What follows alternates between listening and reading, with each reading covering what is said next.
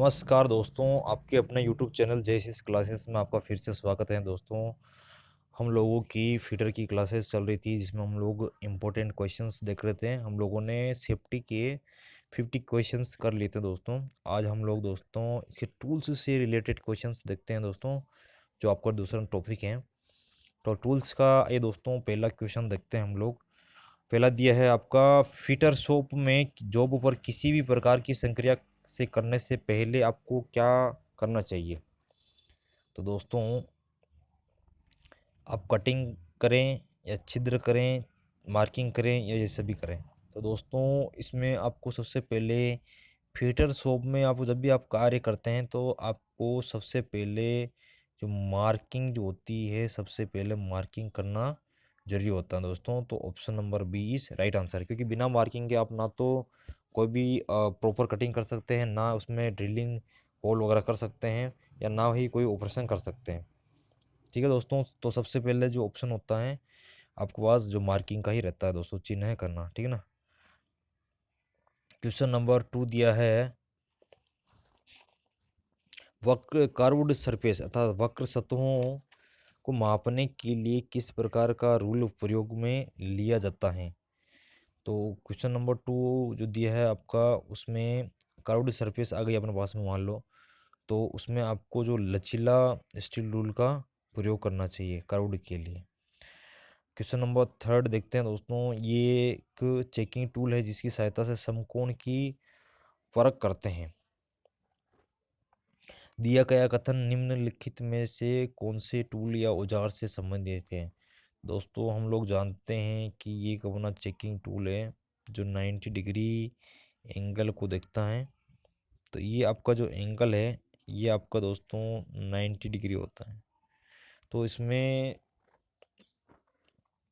आपको ये 90 डिग्री जो एंगल होता है इसकी सहायता से हम लोग जो है समकोण की जांच कर सकते हैं। तो इसका राइट आंसर दोस्तों ट्राई स्क्वायर होता है। Option number 1 is right answer, try square.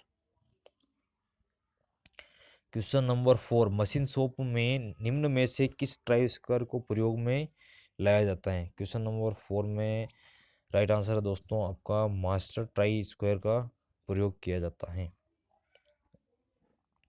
Question number 5, मीटरी प्रणाली में डेप्थ माइक्रोमीटर की अल्पतमांक होती है, अर्थात उसका लिस्ट काउंट क्या होता है दोस्तों। तो राइट आंसर है 0.01, 1 is right answer. Question number 6 दिया है, मशीन शॉप में माप लेने वाले यंत्रों को सीधे सीधे प्रयोग न करके परोक्ष यंत्रों की सहायता से प्रयोग किया जाता है। ऐसा ही एक मुख्य परोक्ष यंत्र है। तो दोस्तों ये आपका जो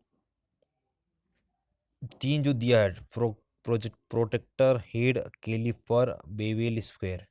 ठीक है दोस्तों, तो इनका प्रयोग हम लोग सीधे ही नहीं कर सकते हैं, इनके साथ में हम लोग कुछ दूसरे टूल का यूज़ करता है। तो वो जो अप्रोक्स जो टूल होता है जिसको किसी भी मेन टूल के लिए यूज़ करते हैं, तो उसका नाम है दोस्तों ट्राई स्क्वायर। ये एक तरह का आपका प्रोक्स यंत्र है। ठीक है। क्वेश्चन नंबर 7, कैलिपर्स के माप लेने वाले सिरों पर टंगस्टन कार्बाइड की बिट लगाई जाती हैं जिससे कि वह क्या नहीं हो सके। तो ए दिया है आपका, वह आकार में तिरछे न हो। बी दिया है वह सही माप दे, वह जल्दी न घिसे। और डी ये सभी। तो दोस्तों कार्बाइड का जो प्रयोग करते हैं दोस्तों वो जल्दी ना घिसने के लिए प्रयोग करते हैं। तो option number C is right answer. Question number 8, vernier calipers के द्वारा किस प्रकार की माप ली जा सकती हैं। तो दोस्तों वर्नियर कैलिपर्स के द्वारा आप लोग बाहरी माप ले सकते हैं, गहराई की माप ले सकते हैं और आंतरिक माप ले सकते हैं। कि दोस्तों ये आपका ये कोई पात्र है, ठीक है दोस्तों, बेलनाकार। तो इसमें आपकी इसकी गहराई ले सकते हैं, इससे इसकी जो ये आउटर डायमीटर है वो ले सकते हैं, और आपका जो ये इनर डायमीटर है इसको भी आप लोग चेक कर सकते हैं। तो इसमें आपका सारा हो गया दोस्तों, बाहरी माप, गहराई की माप और आंतरिक माप, ये सभी किसी भी आप वर्नियर कैलिपर्स के द्वारा ले सकते हैं। क्वेश्चन नंबर 9, डायल कैलिपर्स में अन्य कैलिपर्स की अपेक्षा मुख्य विशेषता है। तो दोस्तों इसमें आपका जो बी दिया है, वर्नियर स्केल के स्थान पर डायल गेज लगा होना। जैसा कि दोस्तों नाम से ही स्पष्ट है दोस्तों, इसमें डायल कैलिपर्स दिया है और वर्नियर इसमें नहीं दिया है। तो आपका जो वर्नियर के जो स्थान पर, वर्नियर जो स्केल होती है उसके स्थान पर आपका ये एक तरह से डायल लगा रहता है, जो आपको डायल पर उसकी रीडिंग दिखाता है। तो डायल कैलिपर्स में अन्य कैलिपर्स की अपेक्षा डायल गेज लगा होता है। क्वेश्चन नंबर 10 10 दिया है दोस्तों, वर्नियर हाइट गेज के द्वारा मीट्रिक प्रणाली में कितने तक सूक्ष्म माप में मार्किंग कर सकते हैं। क्वेश्चन नंबर 10 में राइट आंसर दोस्तों 0.02 mm, क्योंकि यही आपका दोस्तों एक उसका लिस्ट काउंट भी होता है 0.02 mm। क्वेश्चन नंबर 11 देखते हैं दोस्तों, जेनिक कैलिपर्स को अन्य किस नाम से भी जाना जाता है। तो जेनिक कैलिपर्स को हर्माफ्रोडाइट कैलिपर्स या ओटलॉक कैलिपर्स दोनों के नाम से भी जाना जाता है। तो option number C is right answer. Question number 12, vernier depth gauge का प्रयोग किसके लिए प्रयोग किया जाता है। किसी जॉब की गहराई नापने के लिए भी दिया है, किसी जॉब के बोर की लंबाई मापने के लिए, और सी दिया है और भी दोनों। दोस्तों डेप्थ गेज मतलब गहराई तो आपकी हो ही गई, और किसी जॉब का उससे बोर भी इससे माप सकते हैं। तो option number C is right answer दोस्तों, ए एंड बी। माइक्रोमीटर के सिद्धांत पर आधारित एक मापक यंत्र है।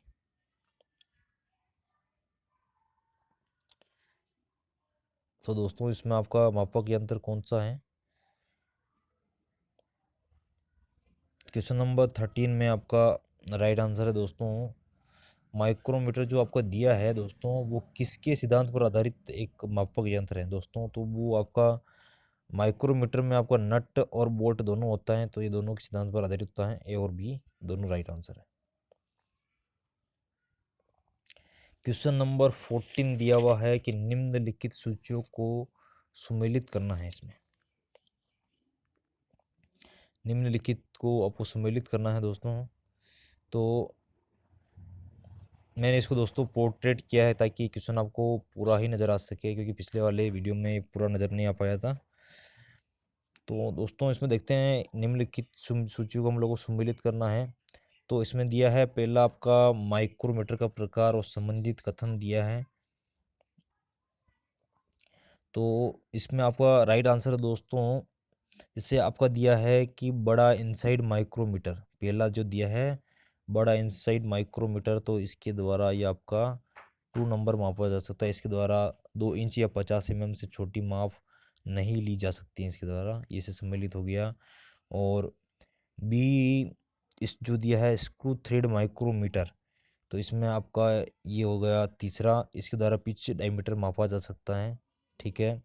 और सी दिया है आपका वर्नियर माइक्रोमीटर, तो इसमें आपका इसमें डेटम लाइन के समांतर स्लीव पर 10 लाइनें बराबर दूरी पर खींच दी जाती हैं। तो इसमें ये हो जाएगा। अब लास्ट बचा आपको दोस्तों ट्यूब माइक्रोमीटर, तो इसमें आपका ये हो जाएगा, इसमें फिक्स्ड एनविल स्पिंडल को 90 डिग्री पर रहता है, ठीक है ना। इसमें फिक्स्ड एनविल स्पिंडल से 90 डिग्री पर रहता है। तो ऑप्शन नंबर आपका राइट आंसर हो जाएगा उसमें, option number D is right answer, ठीक है दोस्तों। आगे बढ़ते हैं, अब इसी में हम लोग क्वेश्चन नंबर 15 देखते हैं। तो इसमें दिया है फिलर गेज के द्वारा किसकी जांच की जा सकती है। तो फिलर गेज में जो दोस्तों उसमें अलग अलग पत्तियाँ होती हैं, इस तरह से। अब ये एक सेंटर में आपका एक हिंज होता है, इसमें अलग अलग सी पत्तियाँ होती हैं, ऐसे ऐसे अलग अलग पत्तियाँ होती हैं उसमें। उसमें अलग अलग पत्ती पर आपका दोस्तों अलग अलग माप लिखा रहता है, जो 0.02 mm, 0.03 mm, 0.3 mm, इस तरह का जो अलग अलग होती हैं। तो ये आपको आपस में जो मेटिंग पार्ट्स होती हैं, जो आपको सी ऑप्शन दिया है, आपस में फिट हुए दो पार्ट्स के मध्य की जो झिरी होती है, अर्थात उसमें बीच में जो गैपिंग होती है दो पार्ट्स के बीच की, से दो कोई पार्ट्स है और ये दो कोई पार्ट्स है, तो इसमें जो गैप है बहुत कम, तो इसको हम लोग माप सकते हैं फिलर गेज के द्वारा, ठीक है दोस्तों। जो अपन इंजन की टेस्टिंग में जो टेपेड सेट वगैरह करते हैं तो उसमें फिलर गेज का प्रयोग किया जाता है, क्योंकि उसमें बहुत ही कम में उनकी जो इनलेट और आउटलेट वाल्व जो होते हैं उनका फिलर गेज द्वारा चेकिंग की जाती है। क्वेश्चन नंबर 16 देखते हैं दोस्तों। इसको भी हम लोगों को पोर्ट्रेट करना पड़ेगा दोस्तों, कि दिया है आपका निम्न को सुमेलित करना है दोस्तों आपको। तो इसमें आपको सुमेलित करना है कि कौन किसका कार्य क्या है। तो ये जो दिया है गैप गेज, तो इसमें आपका पहले ऑप्शन सही है। इस गेज को कार्य करते समय जॉब के साइज की जांच करने के लिए प्रयोग किया जाता है, तो ऑप्शन नंबर 1 इसमें सही है। दूसरा दिया है रेडियस गेज। रेडियस गेज का प्रयोग करते इस गेज को फिलेट गेज के नाम से भी जाना जाता है, तो इसमें डी हो जाएगा सही। और सी हो जाएगा आपका स्मॉल होल गेज। तो इसमें इस गेज के द्वारा 3.2 mm से 12.7 mm तक के व्यास के छिद्रों की माप कर सकते हैं, तो उसमें सी मेथड हो जाएगा। और डी आपका जो है स्क्रू पेज गेज, इसमें आपका बचा 2 राइट है। तो इस गेज में कई फ्लैट ब्लेड होते हैं, तो इसमें आपका ये 2 नंबर राइट हो जाएगा। तो इस तरह से दोस्तों आपका ऑप्शन नंबर बी आपका राइट आंसर है। आगे बढ़ते हैं दोस्तों, क्वेश्चन नंबर 17 की ओर देखते हैं। धातु पर खींची गई लाइनें ठीक से दिखाई नहीं देती हैं। क्वेश्चन दिया है आपका, धातु पर खींची गई लाइनें ठीक से दिखाई नहीं देती हैं, तो इसके लिए जो ऊपर कोई मार्किंग मीडिया चिन्ह मीडिया लगा दिया जाता है। तो धातु पर चिन्ह करने के लिए निम्न में से कौन सा मार्किंग मीडिया का प्रयोग किया जाता है।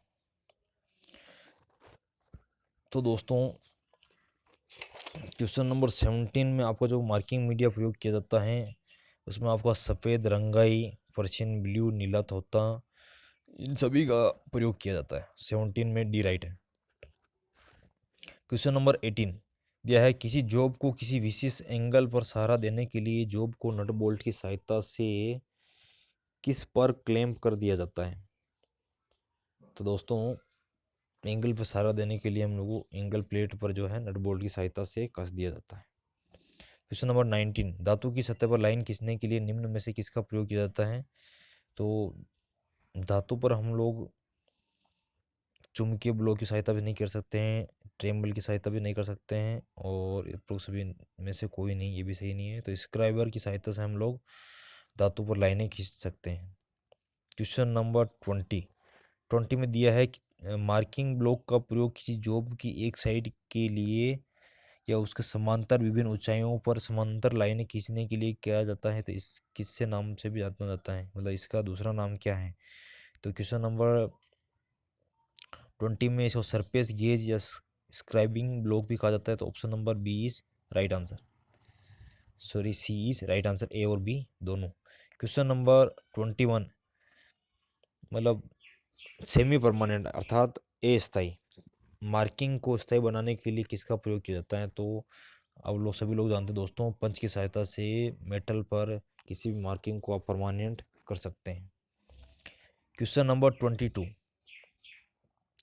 में दिया है दोस्तों, इसको आपको सूचियों सम्मिलित करना है कि आपको ये 3 ही डॉट पंच, सेंटर पंच और प्रीक पंच दिया है दोस्तों, तो इसमें किसमें कौन सा शामिल है।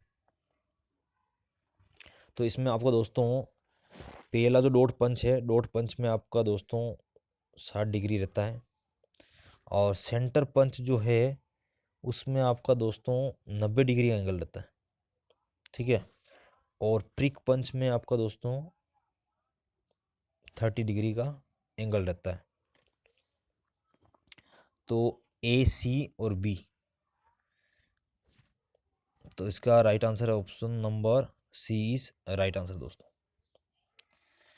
इसमें आपको दोस्तों ट्रिक से भी याद कर सकते हैं, जैसे आपका सेंटर का हो गया सी, ठीक है, और डॉट पंच का डी और प्रिक पंच का पी। तो सेंटर पंच में आपका ज़्यादा है और डॉट पंच में उससे आपका कम है और प्रिक पंच में और कम है, तो सी डी पी आप जो है याद कर सकते हैं दोस्तों। ठीक है, क्वेश्चन नंबर 23, किसी भी फीटरशाला में सर्वाधिक किस वाइस का प्रयोग किया जाता है? तो दोस्तों आप लोग सभी लोग जानते हैं, बहुत आसान क्वेश्चन है। फीटरशाला में सर्वाधिक बेंच वाइस का प्रयोग किया जाता है। Option number C is right answer. 24 दिया है, लोहकारी सोप में अर्थात मेटल सोप में धातु को पीटने या फोर्स करने जैसे कार्यों में कौन से हथौड़ों या हैमर का प्रयोग किया जाता है? तो दोस्तों अब पता है कि फोर्स करने पीटने के लिए आपको भारी हैमर का प्रयोग ही करना पड़ेगा। तो दोस्तों गन और स्लेज हैमर दोनों ही चाहिए आपको, और बी और सी आपका दोनों प्रयोग किया जाता है। क्वेश्चन नंबर 25, मशीनों को विभिन्न अवयवों को प्राय नट बोल्ट के द्वारा जोड़ा जाता है। इस नट बोल्ट को कसने या खोलने के लिए निम्नलिखित में से किस औजार का प्रयोग किया जाता है? दोस्तों रेंच का प्रयोग, स्पिनर या पन्ना का प्रयोग किया जाता है। तो ऑप्शन नंबर डी आप राइट आंसर है। स्पिनर और पन्ना आपका एक ही हो गया, रेंच एक अलग टूल होता है दोस्तों। तो इन सभी का आप प्रयोग नट और बोल्ट को खोलने के लिए कर सकते हैं। तो दोस्तों यहाँ तक आपके जो है 25 क्वेश्चंस जो है इस टूल्स के हो चुके हैं। तो हम लोग दोस्तों नेक्स्ट वीडियो में 26 से स्टार्ट करेंगे। तो आज दोस्तों इस वीडियो में बस इतना ही। इस वीडियो को लाइक करें, शेयर करें और इस चैनल जय क्लासेस को सब्सक्राइब करें। धन्यवाद दोस्तों।